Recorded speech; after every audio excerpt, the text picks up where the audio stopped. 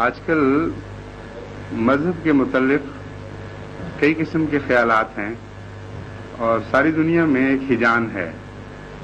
بعض جگہ تو مذہب سیاسی مقاصد کے لیے استعمال ہو رہا ہے، ایک آئیڈیالوجی کے طور پر، صرف جو ایک آئیڈیالوجی کے مقابلے پر کھڑا کیا جائے تاکہ دوسرے فلسفے جو اس کو ناکام کرنے میں ہار چکے ہیں وہ مذہب کی طرف سے اٹھ کر ایک آئیڈیالوجی کا مقابلہ کریں. تو ظاہر مذہب کا چرچا ہوتا ہے ان جگہوں پہ بھی، لیکن مذہب کے مقصد میں سے یہ بات نہیں تھی. مذہب کے مقاصد تو بہت اونچے ہیں اور ان کے ذیلی مقاصد میں یہ بات آ جاتی ہے کہ اگر حقیقی مذہب آئے تو غلط آئیڈیالوجیز خود بخود غائب ہو جاتی ہیں. اور بہت سی جگہ مذہب استعمال ہوتا ہے فتنے کے لیے بھی، فساد کے لیے بھی، انسان اور انسان کے درمیان نفرت پیدا کرنے کے لیے بھی، اور ایسے مناظروں کے لیے بھی جن کی حیثیت ان بٹیروں کی سی ہوتی ہے جو لڑتے ہیں، کچھ تماشے دیکھتے ہیں. ہار اور شکست کو پیش نظر رکھ کر مناظرے کیے جاتے ہیں، قطع نظر اس سے کہ جستجو مراد ہے، حق پانا اصل مقصد ہونا چاہیے. تو بہت سی الجھنیں مذہب کے ساتھ وابستہ ہو گئی ہیں جس کی وجہ سے جو نئی نسل ہے وہ متنفر بھی ہوتی چلی جا رہی ہے، پیچھے ہٹ رہی ہے. وہ سمجھتی ہے اگر مذہب کی یہی حقیقتیں ہیں تو ہمیں اس میں کوئی دلچسپی نہیں. اور یہ جو شور ہے مذہب کا، اگر آپ حقیقت میں اتر کے دیکھیں تو مذہب کی مدد کرنے کی بجائے مذہب کے دشمنوں کی مدد کر رہا ہے. حقیقت مذہب اور ہے. سب مذہبوں کا دعویٰ کم سے کم یہی ہے کہ اللہ اور بندے سے ملاپ کے سب سے اچھے طریق کا نام مذہب ہے. اور اگر یہ مذہب کا خلاصہ درست ہے تو اللہ اور بندے کا ملاپ نہ ڈنڈے سے ہو سکتا ہے، نہ گالیوں سے ہو سکتا ہے، نہ مصنوعی نعرہ بازی سے ہو سکتا ہے، نہ اللہ اور بندے کا ملاپ صرف نظریاتی جہاد کے ذریعے ہو سکتا ہے ایک خاص مقصد کو مد نظر رکھ کر. اللہ اور بندے کا ملاپ کیسے ہو سکتا ہے، یہ بنیادی سوال ہے. اور جو مذہب بھی اس کے قریب کرے انسان کو اور اس کی تعلیم دے وہ اس حد تک سچا ہے. اس لیے یہ بھی غلط ہے کہ صرف منوپلی ہے بعض مذاہب کی سچائی. سچائی کے کچھ حصے ایسے مذاہب میں بھی موجود ہیں جو بحیثیت مجموعی آبسولیٹ ہو چکے ہیں، جو قصہ پارینہ بن گئے ہیں، لیکن جس حد تک وہ ایسی تعلیم اپنے اندر رکھتے ہیں جو واقعی اللہ اور بندے میں پیار پیدا کرے، اس حد تک وہ سچے ہیں. اور بہت سے سچے مذاہب ایسے ہوتے ہیں تعلیم موجود ہونے کے باوجود حقیقت سے ہٹ کر ایسی باتوں میں مبتلا ہو جاتے ہیں کہ اپنی سچائی سے خود فائدہ نہیں اٹھا رہے ہوتے. ایسے واقعات ہو جاتے ہیں. اس لیے سب سے اہم بات یہ ہے کہ ان باتوں کو معلوم کیا جائے کہ اللہ اور بندے کے درمیان کیا تعلق قائم کرتا ہے مذہب. اور اگر وہ تعلق واضح ہو جائے تو سچائی کا فیصلہ کرنا کچھ مشکل نہیں ہے. اور پھر غلط روش اختیار کرنے والے بڑے نمایاں ہو کر سامنے آ جاتے ہیں. اللہ اور بندے کا تعلق پیدا کرنے سے پہلے یہ ضروری ہے کہ ہارمنی کریٹ ہو خدا اور بندے کے درمیان. ٹیوننگ فورک کا تجربہ آپ میں سے کئی لوگوں نے کیا ہوگا. جب تک ویو لینتھ نہ ملے وہ آواز جو ایک طرف پیدا ہوتی ہے وہ دوسری طرف نہیں پیدا ہو سکتی. دوستی ہوتی ہے اس میں کوئی نہ کوئی ہارمنی، کوئی نہ کوئی ہم آہنگی پائی جاتی ہے. اس کے بغیر نہ انسان کا انسان سے تعلق ہوتا ہے، نہ جانور کا جانور سے تعلق ہوتا ہے.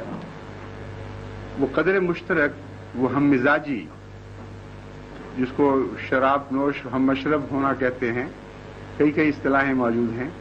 کچھ قدر اشتراک ہونی ضروری ہے. اور خدا تعالی سے تعلق قائم کرنے کے لیے صفات باری تعالی پر زور دینا ضروری ہے. جب تک اللہ تعالیٰ کی صفات بندہ اپنانا نہ شروع کرے اس وقت تک یوں ہی وہم ہے کہ میں سچے مذہب کا پیرو ہوں. صفات باری تعالیٰ اپنائے تو انسان میں ایک حسن پیدا ہو جاتا ہے. صفات باری تعالیٰ اپنائے تو نفرت خود بخود غائب ہو جاتی ہے. خدا کی صفات میں مخلوق سے نفرت شامل نہیں ہے، کسی صفت میں نہیں ہے. خدا تعالیٰ کی صفات میں بدخلقی نہیں ہے. خدا تعالیٰ کی صفات ایک مجموعہ حسن ہے، اس میں ایک توازن ہے اور ایک کشش ہے. تو یہ کیسے ممکن ہے کہ اللہ کسی کی ذات میں اتر رہا ہو اور وہ قابل نفرت بنتا چلا جا رہا ہو اور لوگوں کو قابل نفرت بناتا چلا جائے؟ اس لیے یہ سب سے بڑی پہچان ہے. مثلا قرآن کریم نے اس کے لیے بڑا سائنٹیفک ایک کلام، ایسا حیرت انگیز سائنٹیفک کلام ہے کہ کسی پہلو کو نہیں چھوڑتا نہیں.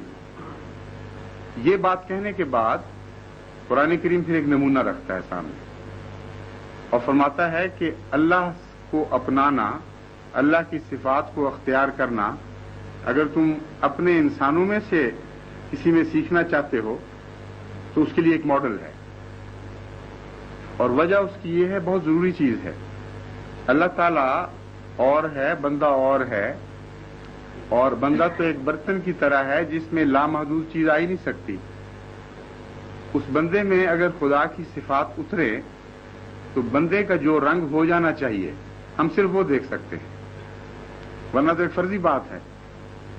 تو اللہ تعالیٰ فرماتا ہے کہ دیکھو حضرت صلی اللہ علیہ وآلہ وسلم کی مثال دے کر کہ یہ وہ رنگ ہے جو ہو جاتا ہے جب خدا سے محبت پیدا ہو جائے.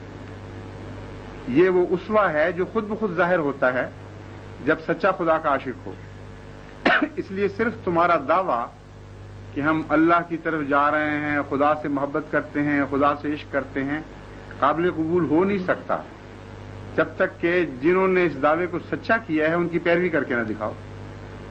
چنانچہ اس بات کو خدا تعالیٰ اس طرح بیان فرماتا ہے، قل ان کنتم تحبون اللہ فاتبعونی یحببکم اللہ. کہ اے دعویٰ داران محبت، بڑی آوازیں اٹھتی ہیں عشق کے دعووں کی، لیکن عشق کا دعویٰ کچھ امتحانوں میں سے گزرتا ہے تو پھر سچا ثابت ہوا کرتا ہے. اور کچھ لوگ ان امتحانوں میں سے گزر کر سچے ثابت ہو چکے ہیں جو مثالیں بن جاتے ہیں. مثلا مجنون نے عشق کیا، وہ ایک مثال بن گیا اور کئی زبانوں کی شاعری اس سے متاثر ہوئی. تو قرآن کریم نے بھی عشق کی ایک مثال قائم کر دی.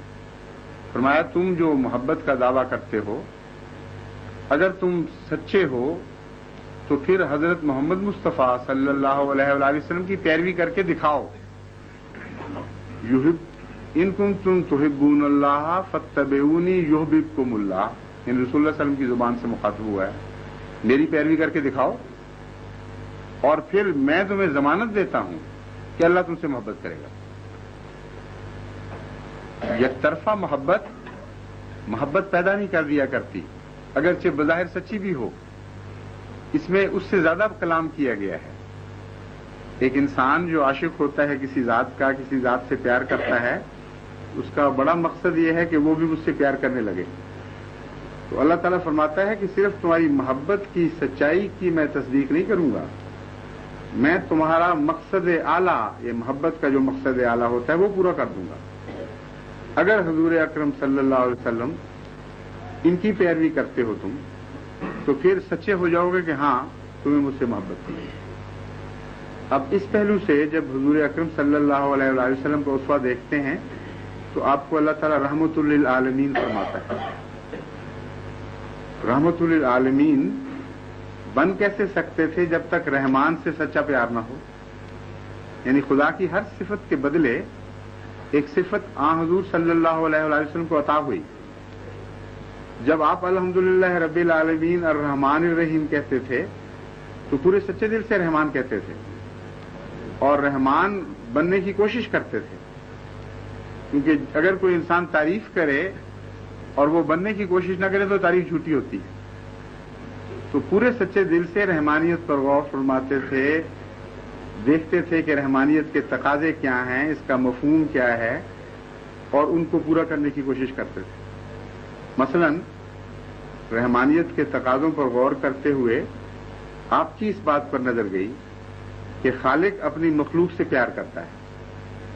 اور بعض رحمانیت کے جلوے ایسے ہیں جو مومن اور غیر مومن دونوں پر برابر ظاہر ہوتے ہیں، انسان اور غیر انسان سب پر جلوہ گر ہوتے ہیں۔ جس قدر آپ نے رحمانیت کی معرفت میں ترقی فرمائی اتنا ہی خدا کی طرف سے بڑا انعام ملا۔ چنانچہ آپ کو رحمت للناس نہیں فرمایا بلکہ رحمت للعالمین فرمایا۔ عالمین میں حیوان بھی آ گئے، عالمین میں کائنات کا پورا تصور آ گیا، جس کا مطلب یہ ہے کہ آپ کی معرفت تمام دوسرے نبیوں سے زیادہ تھی، اس لیے آپ پر زیادہ رحمت ہوئی۔ ایک تعلق ہے انسان کا خدا کی صفات کو سمجھنا اور مقابل پر خدا کا انعام ہونا، ان کا ایک براہ راست واسطہ ہے۔ اس لیے اس میں کوئی آربیٹری فیصلہ نہیں ہے اللہ تعالیٰ کا کہ پہلے نبیوں کو پر تو قومی رحمت کے طور پر جلوہ گر ہوا اور حضرت محمد مصطفیٰ صلی اللہ علیہ وآلہ وسلم پر عالمی رحمت کے طور پر جلوہ گر ہوا۔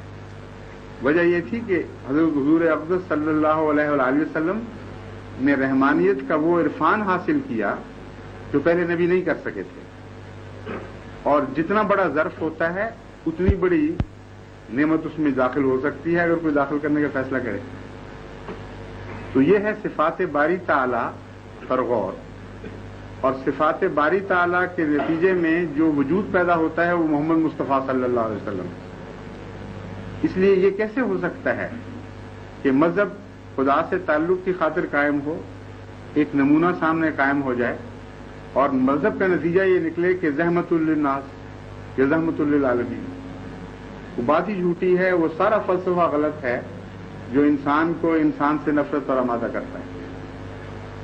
ہاں، حضرت صلی اللہ علیہ وآلہ وسلم کی ذات میں جو رحمت نے جلوے دکھائے ہیں وہ آزمائشوں میں سے گزرے ہیں، صرف زبانی بات نہیں تھی کہ رسول خدا کو ہم کہتے ہیں خدا نے رحمت للعالمین کہہ دیا اور فخر شروع کر دیں۔ رحمت للعالمین کہنا اور بات ہے، رحمت للعالمین بن کے دکھانا بالکل اور بات ہے، اور ہر امتحان پر کچھ تقاضے ہوتے ہیں۔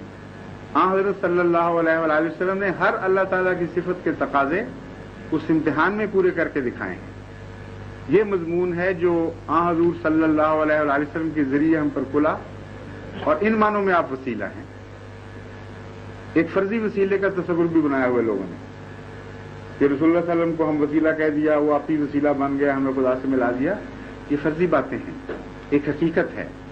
حقیقت یہ ہے کہ جب حضور اکرم صلی اللہ علیہ وآلہ وسلم کی ذات میں صفات باری تعالیٰ کو آپ جلوہ کر دیکھیں اور امتحان آئیں اور ہر صفت اس میں استقامت دکھا دے اور دنیا کے امتحان میں ناکام نہ ہو، اور آپ یہ سیکھ لیں کہ یہ ہوا کرتا ہے اور وہ اخذ کر لیں، اس حصے میں اللہ آپ کا ہو جائے گا، کانٹیکٹ پوائنٹ پیدا ہو جائے گا۔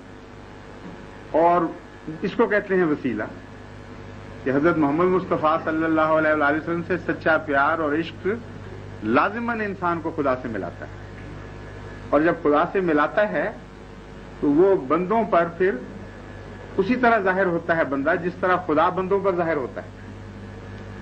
یہ جو مضمون ہے اس کو کامل طور پر اللہ تعالیٰ نے اس طرح بیان فرمایا، انما الذین یبایعونک تحت الشجرۃ انما یبایعون اللہ ید اللہ فوق ایدیہم۔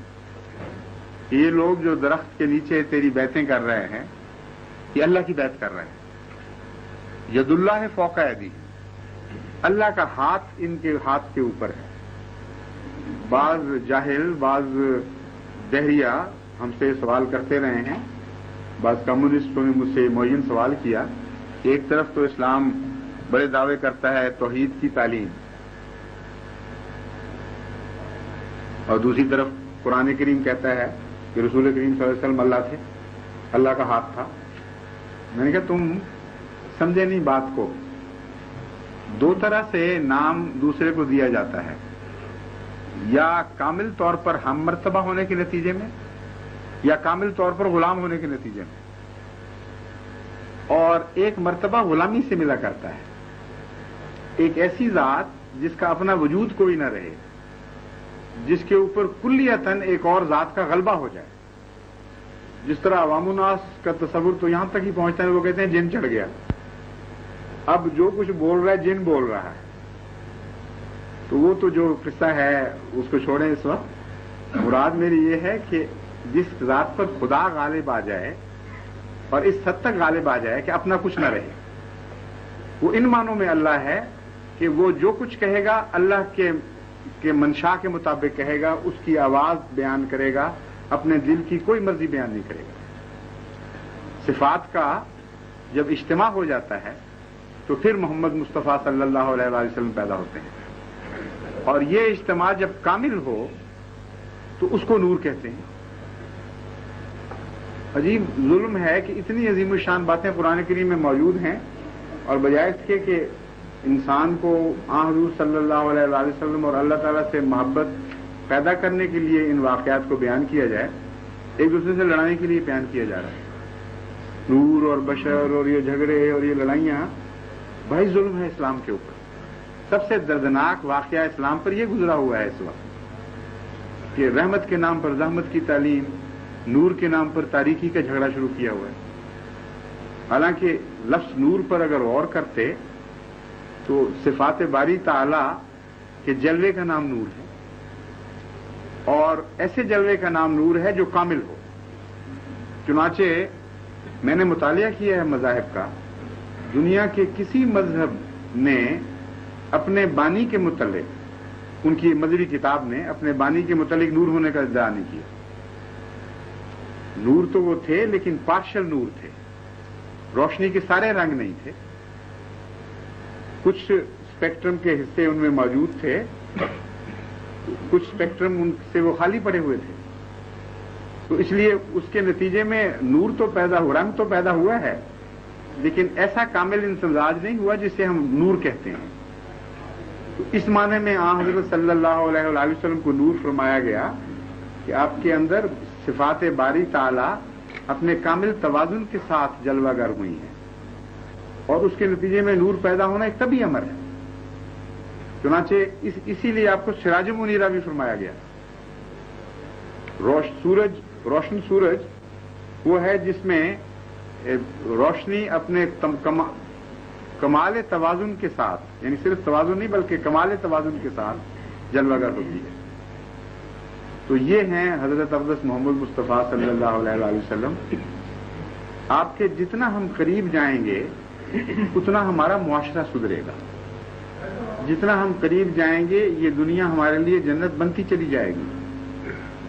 اور اسلام کسی ایسی جنت کو پیش نہیں کرتا جو تصورات میں ہو اور اس دنیا میں نہ اتری ہو. سارے دکھ ہمارے سنت نبوی سے دور ہونے کے نتیجے میں ہیں. یہ جیسا کہ میں نے بیان کیا ہے دوسرے لفظوں میں صفات باری تعالی سے پیچھے ہٹنے کے نتیجے میں. جب رسول میں جلوہ گر ہو تو اسی کا نام سنت ہوتا ہے.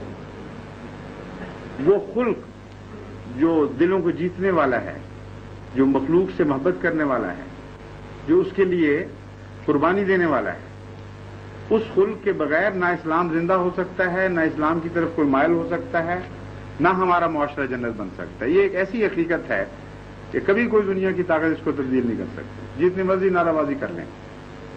اسوہ محمد مصطفیٰ صلی اللہ علیہ وآلہ وسلم کے بعد نہ آپ کو چین آنا ہے، نہ آپ کو امن نصیب ہونا ہے، نہ آپ کی طرف کوئی مائل ہوگا.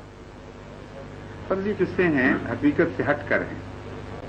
اسوہ محمد مصطفیٰ صلی اللہ علیہ وآلہ وسلم پر قرآن کریم کی بہت ساری آیات عجیب حسن کے ساتھ روشنی ڈالتی ہیں. ایک مثلا آپ کا جلوہ یہ دکھایا گیا، دنا فتدلا فکانا قاب قوسین او ادنا، کہ محمد مصطفیٰ صلی اللہ علیہ وآلہ وسلم دنا اپنے رب کے قریب ہوئے، فتدلا کا اکثر اور اللہ بھی ان کے قریب ہوا. یہ بھی درست ہے، غلط نہیں ہے، لیکن ضمیر جب حضور اکرم کی طرف گئی تھی، آپ کا ذکر چھیڑا تھا، تو تدلہ کی اول ضمیر حضور اکرم کی طرف ہی جاتی ہے. اور ایک اور مضمون پیدا ہوتا ہے کہ ایک منٹ ابھی چھوڑ دیتے ہیں نہیں کرتے، ایک منٹ اس کے بعد حضور اکرم صلی اللہ علیہ وآلہ وسلم کا ایک اور جلوہ اس میں نظر آتا ہے بہت ہی پیارا، کہ اپنے رب کے قریب ہوئے اور اپنے رب کو پانے کے بعد وہیں نہیں ٹھہر گئے کہ میں نے پا لیا بس کافی ہو گیا. تدلا پھر مخلوق کی طرف جھکے. اور تدلا کا لفظ نہایت ہی ڈسکرپٹیو، نہایت ہی اعلیٰ تصویر کھینچنے والا ہے. تدلا اس درخت کو کہتے ہیں، اس درخت کے لیے استعمال ہوتا ہے جس کی شاخیں پھل سے بوجھل ہو کر اس لیے جھکتی ہیں کہ توڑنے والے کے قریب آ جائیں، وہ اس فیض کو پا لیں جو فیض درخت کو عطا ہوا ہے. دناف تدلا کا حقیقی اور اصلی معنی یہ بنے گا کہ حضرت محمد مصطفیٰ صلی اللہ علیہ وآلہ وسلم جب صفات باری تعالیٰ سے متصف ہوئے اور اپنے رب کی حقیقت کو آپ نے پا لیا تو بندوں کی طرف جھکے اور ان کو بلایا اور ان کو ان نعمتوں میں شریک کرنے کی دعوت دی. اور تدلا میں قربانی کا معنی پایا جاتا ہے، کیونکہ جو شاخیں جھکتی ہیں بوجھ سے بعض دفعہ وہ تکلیف اٹھاتی ہیں، بعض دفعہ ان کو نقصان پہنچتا ہے. اور اس میں کہیں بھی یہ ہے تبلیغ کی حقیقت، اس میں کہیں غصے کا کوئی مضمون نہیں، نفرت کا کوئی مضمون نہیں، فیض کے جاری ہونے کا مضمون ہے. چنانچہ حضرت صلی اللہ علیہ وآلہ وسلم نے جب فیض پہنچایا تو ساری زندگی میں ایک واقعہ بھی ایسا نہیں کہ فیض پہنچاتے وقت آپ کو غصہ آیا ہو یا کسی نے فیض نہ قبول کیا ہو تو آپ نے اس کو گالیاں دی ہوں، آپ نے اس کو کہا اچھا میں تمہیں ٹھیک کرتا ہوں، تم نعمت لیتے ہو کہ نہیں لیتے. اور اگر کسی نے گالیاں دیں تو اس وقت بھی فیض ہی پہنچایا اور دکھ اٹھا کر بھی فیض پہنچایا. یہ ہے دناف تدلا کی تصویر جو قرآن کریم کھینچتا ہے. اور ساری زندگی میں ایک واقعہ ایسا نہیں کہ لوگوں کی بدی کے نتیجے میں آپ کو طیش آیا ہو. قرآن کریم اس کا ذکر کرتا ہے کہ جب لوگ دکھ دیتے تھے تو کیا ہوتا تھا. اللہ تعالیٰ فرماتا ہے فَلَعَلَّكَ بَاخِعٌ نَفْسَكَ اللہ یکونوا مومنین. اے محمد صلی اللہ علیہ وسلم، تیرے دل کی عجیب حالت ہے، وہ ایمان نہیں لا رہے، تجھے گالیاں دے رہے ہیں، تجھے دکھ دے رہے ہیں، اور تیری کیفیت یہ ہے کہ ان کے غم میں اپنے آپ کو ہلاک کر رہا ہے. یہ مومن نہیں ہوتے اور اس غم میں خود گھلا جا رہا ہے اور میں نہیں پسند کرتا کہ تیری ذات ان کی وجہ سے ہلاک ہو. فَلَعَلَّكَ بَاخِعٌ نَفْسَكَ میں یہ محبت کی ریپریمانڈ ہے، بڑے پیار سے ایک ہلکی سی سرزنش ہے کہ تو اتنا زیادہ بنی نوع انسان سے پیار کرتا ہے کہ ان کے جو تجھے دکھ دیتے ہیں ان کو دکھ دینے کی بجائے، ان کو نفرت کرنے کی بجائے ان کے غم میں خود ہلاک ہو رہا ہے. اس آیت کی نام لیے بغیر ایک تفسیر حدیث میں ملتی ہے جو عملی زندگی میں حضور صلی اللہ علیہ وسلم کے نظر آتی ہے. آپ فرماتے ہیں کہ مجھے سورہ ہود نے بوڑھا کر دیا. صحابہ نے عرض کیا یا رسول اللہ کیا مطلب ہے؟ آپ نے فرمایا سورہ ہود میں ان قوموں کے حالات تھے جن قوموں نے خدا اور اس کے رسولوں کا انکار کیا اور بڑی بڑی بلندیوں سے گری ہیں، بڑی عظیم الشان قومیں تھیں. خدا نے ان کی صفیں لپیٹ دی اور ان کو ہلاک کر دیا. تو مجھے اس غم سے کہ یہ واقعہ دوبارہ نہ ہو میرے بال سفید ہو گئے. 11 بچے کہتے ہیں وفات پا گئے، پیدا ہوئے اور بال نہیں سفید ہوا کوئی. اتنے دکھ دیے ظالموں نے، کوئی بال نہیں سفید ہوا. بال سفید ہوئے ہیں دشمن کے غم میں کہ وہ ہلاک نہ ہو جائے. بس فَلَعَلَّكَ بَاخِعٌ نَفْسَكَ یہ تفسیر ہے. حدیث میں ملتا ہے کہ حضرت صلی اللہ علیہ وآلہ وسلم کو کسی بات پر، کسی قابل نفرت بات پر بھی اشتعال نہیں آتا تھا، رحم پیدا ہوتا تھا. مثلا ایک موقع پر ایک روایت آتی ہے کہ ایک بدو آ گیا اور اس نے ادھر ادھر دیکھنا شروع کیا نماز میں، اور کوئی بات ہوئی تو اپنے ران بھی پیٹنے لگ گیا. تو نماز ختم ہو کر جب ختم ہوئی تو صحابہ نے بڑی نفرت سے گھور کر اس کو دیکھا اور بعض غصے سے دوڑے کہ رسول اللہ صلی اللہ علیہ وسلم کی نفرت تو نہیں کہنا چاہیے، حضرت کی محبت کی وجہ سے ذرا جذباتی زیادہ ہو گئے، اور کہا کہ یہ اس طرح کی حرکتیں تم کر رہے ہو. ان کی اپنی روایت ہے وہ کہتے ہیں مجھے ہر آنکھ میں غصہ نظر آ رہا تھا، مگر میری آنکھ محمد رسول اللہ صلی اللہ علیہ وسلم کی طرف گئی تو اس میں بڑا ہی پیار تھا، اتنی رحمت تھی کہ میرا دل اس سے پگھل گیا۔ آپ نے پیار سے مجھے بلایا اور کہا میرے قریب آؤ، میں حاضر ہوا اور فرمایا کہ دیکھو اس طرح نہیں کیا کرتے، اس طرح کیا کرتے۔ یہ آپ کا نصیحت کا طریقہ، کوئی غصہ نہیں آیا۔ صحابہ بیان کرتے ہیں کہ ایک موقع پر ایک یہودی نے آ کر آپ کے گلے کا جو پٹکا تھا، چادر ڈالی ہوتی تھی، اس کو کھینچا بڑے زور سے اور کہا تو وعدہ خلافی کرتا ہے اور میرا قرض ادا نہیں کیا۔ حضرت عمر قریب کھڑے تھے، وہ بڑے غصے سے اس کی طرف جھپٹے سزا دینے کے لیے۔ رسول اللہ صلی اللہ علیہ وسلم نے روک دیا، فرمایا عمر یہ درست نہیں کیا تم نے، تمہیں یہ کہنا چاہیے تھا، مجھے کہتے کہ یا رسول اللہ آپ نے واقعی اس کا قرض دینا تھا تو دے دینا چاہیے تھا، اور اس کو کہتے کہ ادب انسانیت سیکھو، اس طرح مطالبے نہیں کیے جاتے۔ کیسا سادہ پاکیزہ کلام اور کیسا رجحان ہے، اتنا حسین توازن ہے کہ اس کے نتیجے میں سوائے اس کے کہ عشق پیدا ہو کچھ ہو ہی نہیں سکتا، بے اختیاری ہو جاتی ہے۔ چنانچہ آپ نے پھر ساتھ یہ بھی فرمایا کہ یہ غلط کہہ رہا ہے، میرا وعدے کا وقت ابھی پورا نہیں ہوا تھا۔ اور حضرت عمر نے چونکہ اس پہ غصہ دکھایا تھا، عجیب حیرت انگیز ذکی اور فہیم وجود تھا جس کی کوئی گہرائی تک پہنچ نہیں سکتا وجود، ان کے سپرد کیا کہ اب جا کے قرضہ اتارو، تم جو غصہ دکھانے لگے تھے یہ قرضہ اتارو میں تمہیں دے دوں گا، اور جتنا قرضہ ہے اس سے کچھ زیادہ دینا اس کو۔ وہ جب دیا اس کو زیادہ تو اس نے کہا میں نے واپس جانا ہے۔ ان کا اب کیا کرنے جانا ہے؟ انہوں نے کہا یہ میرا کام ہے۔ واپس گیا اور عرض کی کہ یا رسول اللہ میں مسلمان ہوتا ہوں۔ یہ اسوا سچوں کا ہے، جھوٹوں کا ہو ہی نہیں سکتا۔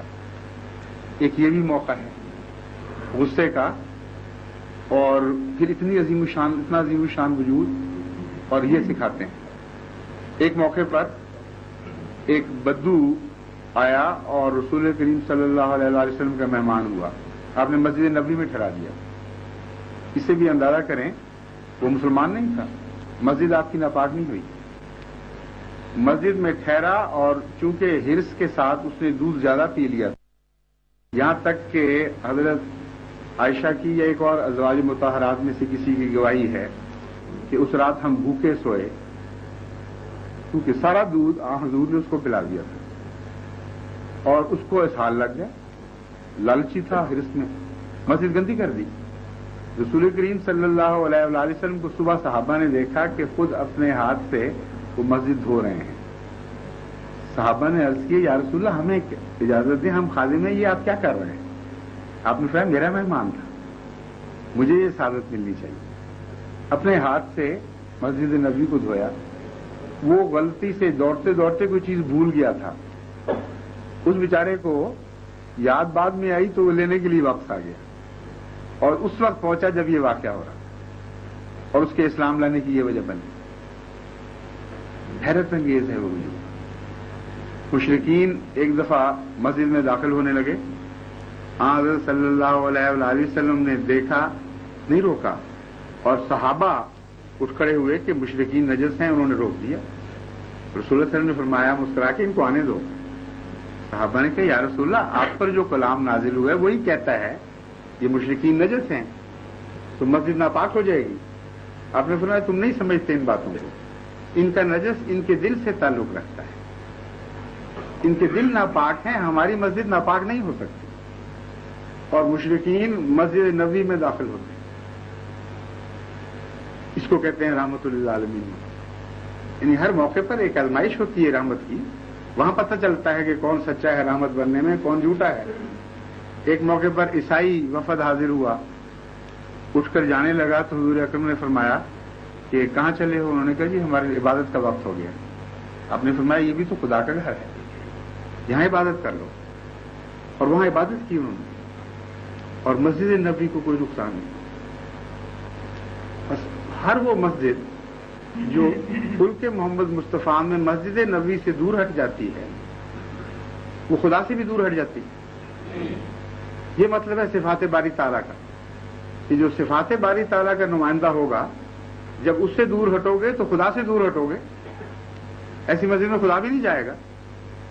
تو ویسی بات ہو جاتی ہے جیسے ایک عیسائی واقعہ ہے، امریکہ میں جب بہت نفرت تھی کالوں سے، کالوں کے گرجے الگ، گوروں کے الگ، تو ایک کالا بیچارہ غلطی سے گوروں کے گرجے میں چلا گیا اور انہوں نے دھکے دے کے نکال دیا۔ وہ تھا بیچارہ نیک دل، سچے دل سے، اب جو خدا سمجھتا تھا اس کی بات کرنے کے لیے جا رہا تھا، وہ وہاں سیڑھی پر اس نے سر رکھ دیا، رونے لگا، روتے روتے اس کی آنکھ کھل لگ گئی اور اس نے خواب میں دیکھا کہ حضرت عیسیٰ تشریف لائے ہیں۔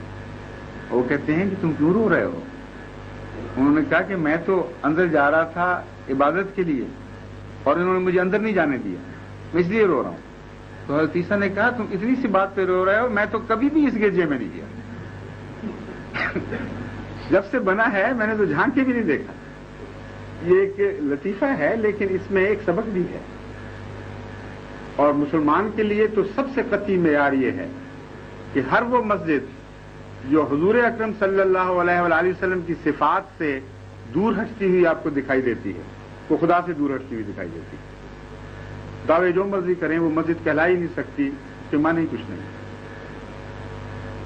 پھر حضرت صلی اللہ علیہ وآلہ وسلم کی رحمت دیکھیے، یہ تو عیسائی وہ تھے جن کو اپنے یہاں جگہ دی۔ ایک قبیلہ تھا ایک پہاڑ کے دامن میں جس میں ایک پرانی مونسٹری تھی، وہ عیسائی حضور اکرم صلی اللہ علیہ وآلہ وسلم سے ملنے آئے تو آپ نے ان کو ایک تحریر لکھ کے دی جو آج تک ریکارڈ کے طور پر ہسٹوریکل موجود ہے۔ اس تحریر میں آپ نے لکھا کہ ان کی صلیب کی حفاظت کی جائے گی، ان کے گرجے کی حفاظت کی جائے گی، اور اگر کوئی مسلمان ان کی صلیب یا گرجے کی حفاظت نہیں کرے گا یا ان کے دفاع میں مدد نہیں کرتا تو اس کا میرے ساتھ کوئی تعلق نہیں۔ رحمت للعالمین پھر اس کو کہتے ہیں نا، کوئی پہلو نہیں ہے جو خالی ہے رحمت سے۔ آپ نے ہزار دفعہ شاید سنی ہو پرندوں کی آواز اوپر چیخیں مار رہے ہیں، کبھی برائی نہیں کی کہ کس وجہ سے شور مچا رہے ہیں، کیا واقعہ ہو رہا ہے، خیال ہی نہیں آتا یہ جانور اور قوم ہیں، ہم اور قوم ہیں، ان کے دکھ ان کے ساتھ ہوں گے۔ لیکن ایک غزوے کے موقع پر آپ نے پڑاؤ ڈالا ہوا تھا، ایک پرندے کی چیخ کی آواز آئی، حضور صلی اللہ علیہ وسلم بے قرار ہو گئے، خیمے سے باہر نکلے اور پوچھا طلب بتا کرو یہ کیا ہو گیا ہے، اس پرندے کی آواز میں مجھے درد ملا ہے۔ صحابہ نے دریافت کیا تو پتہ لگا ایک شخص نے اس کے بچے نکال لیے تھے گھونسلے سے، تو آپ نے فرمایا اس کے بچے واپس رکھو لیکن ورنہ مجھے چین نہیں آئے گا۔ بچے واپس رکھے تو پھر حضور اکرم صلی اللہ علیہ وآلہ وسلم کو تسکین قلب ملی۔ تو دعویٰ تو نہیں ہے صرف ہمارا کہ رسول اکرم صلی اللہ علیہ وسلم رحمت للعالمین، ہر قدم پر، ہر زندگی کے شعبے میں، ہر موڑ پر جہاں بھی رحمت کے امتحان آئے آپ نے رحمت بن کے دکھایا۔ اس وجود سے تعلق توڑ کر یہ ہو کیسے سکتا ہے کہ مسلمان قابل نفرت ہو دنیا میں کسی کی نظر میں؟ یہ ناممکن ہے کہ سورج سے اندھیرے نکلتے آپ دیکھیں کبھی۔ حضور اکرم تو سورج ہیں، سراج منیرہ قرآن نے فرمایا ہے۔ تعلق اگر سچا ہوگا تو اس سے نور پھوٹے گا۔ ناممکن ہے کہ اندھیرے نازل ہو رہے ہوں، رحمت سے زحمت پھوٹ رہی ہو اور عفو اور مغفرت سے ظلم اور صفاقی نکل رہی ہو۔ یہ تضادات ہیں، اس کے لیے کسی دلیل کی ضرورت نہیں۔ سب سے روشن حقیقت خدا کے بعد حضرت اقدس محمد مصطفیٰ صلی اللہ علیہ وسلم کی ہے، اس لیے اس کو اختیار کریں۔ نظریاتی اختلاف کی میں بات کوئی نہیں کرنا چاہتا، لیکن یہ وہ حقیقت ہے جس سے کوئی انکار کر ہی نہیں سکتا۔ اس کو اس طرح اختیار کریں جیسے حق ہے، پھر دیکھیں روز روز آپ کے اندر تبدیلیاں کیسی پیدا ہوتی ہیں۔ ایک نیا وجود پیدا ہوگا، اس وجود کی عظمت کا احساس پیدا ہوگا اور آپ مستغنی ہو جائیں گے غیر سے۔ پھر کوئی غیر تعریف کرتا ہے یا نہیں کرتا، خدا کی وہ صفت بھی صفات سے ہی پیدا ہوتی ہے کہ خدا مستغنی ہے۔ کوئی دنیا میں اس کی پرواہ کرتا ہے یا نہیں کرتا، عبادت کرتا ہے یا نہیں کرتا، اللہ تعالیٰ فرماتا ہے مجھے کوئی پرواہ نہیں، اس لیے کہ نوبیلٹی جو ودن ہے، ذات کے اندر کی کا حسن، وہ مستغنی کر دیا کرتا ہے۔ پھر آدمی ریا سے پاک ہو جاتا ہے، اس کو وہ ان باتوں سے بے پرواہ ہو جاتا ہے، کوئی میرے مطلب کیا سوچ رہا ہے، کیا کہہ رہا ہے. اتنا حسن ہے انسان کی ذات میں، یعنی امکان ہے حسن پیدا ہونے کا، کہ اپنے حسن میں ڈوب جاتا ہے اور وہی خدا ملے گا اس کو، پھر باہر بھی نہیں ملے گا. اس لیے صرف میں اتنا عرض کرتا ہوں کہ ان باتوں پہ غور فرمائیں اور اپنی زندگی میں ایسی تبدیلی پیدا کریں کہ صفات باری تعالی حضرت اقدس محمد مصطفیٰ صلی اللہ علیہ وآلہ وسلم کے وسیلے سے ہمارے اندر اترنی شروع ہو جائیں.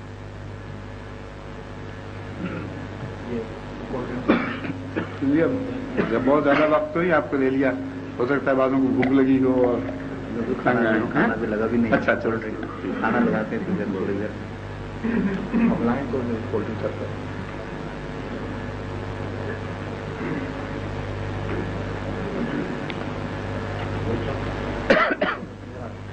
آپ نے جو ارشاد فرمایا